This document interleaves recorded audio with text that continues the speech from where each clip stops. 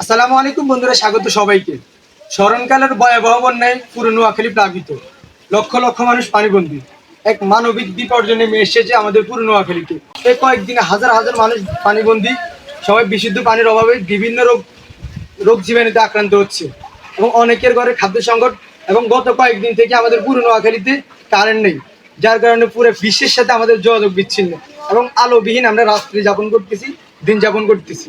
তারই ধারাবাহিকতা আমি গতকাল থেকেই আমাদের আশপাশ রয়েছে, আমাদের পাড়া প্রতিবেশী রয়েছে, তাদের মধ্যে আমি 100 জন পরিবারের মধ্যে আমরা কিছু শুকনো খাবার বিতরণ করতেছি।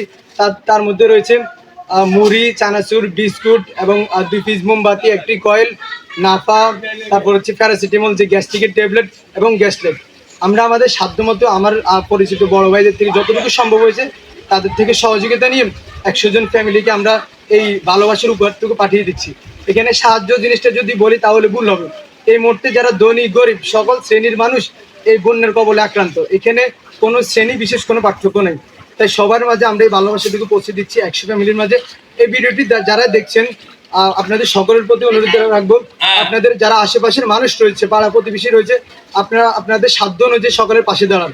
এই দুর্যোগ স্মরণকালের দুর্যোগ 1988, 98, 2008, 15 সাল সকল বন্যাকে ছাড়িয়ে গেছে। ইতিমধ্যে আমাদের সকল বাড়িঘর পানির নিচে তলিয়ে গেছে। ইতিমধ্যে কিন্তু অনেক বাচ্চা মারা গিয়েছে। আমি নিজের চোখে গতকালকে দেখেছেন একটা বাচ্চাকে পানিতে পড়ে মৃত্যুবরণ করতে দেখেছি। একটা সুস্থ মানুষ কখনো এটা গ্রহণ করতে পারবে না। তাই সর্বশেষ আপনাদের প্রতি অনুরোধ থাকবে, যারা এই মুহূর্তে ভিডিওটি দেখছেন, যে গ্রামগুলো প্লাবিত হয়েছে, পানির নিচে তলিয়ে গেছে, আপনার যতটুকু সম্ভব তাদেরকে শুকনো খাবার দিয়ে, মোমবাতি দিয়ে, কল দিয়ে সহযোগিতা করুন।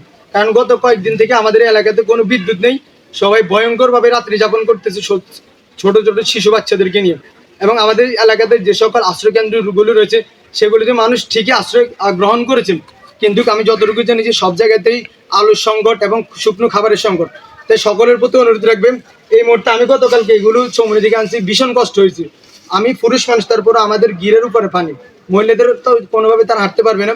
তাই সকলের প্রতি অনুরোধ থাকবে, যে সকল আশ্রয়কেন্দ্র রয়েছে আপনারা দয়া করে নিজের দায়িত্ববোধ থেকে, মনুষ্যত্বের জায়গা থেকে, মানবতার জায়গা থেকে আপনারা সকল মানুষগুলোর পাশে দাঁড়ান। আশ্রয় কেন্দ্রে হাজার হাজার মানুষ আশ্রয় গ্রহণ করতেছে, কিন্তু তাদের খাদ্য সংকট, আলোর সংকট। তাই দ্রুত সম্ভব তাদের পাশে দাঁড়ান। এই দুঃসময় যদি আপনি মানুষের পাশে দাঁড়ান, আপনি হবেন প্রকৃত মানুষ। ভিডিওটি দয়া করে সবাই শেয়ার করে দিবেন। ধন্যবাদ সবাইকে।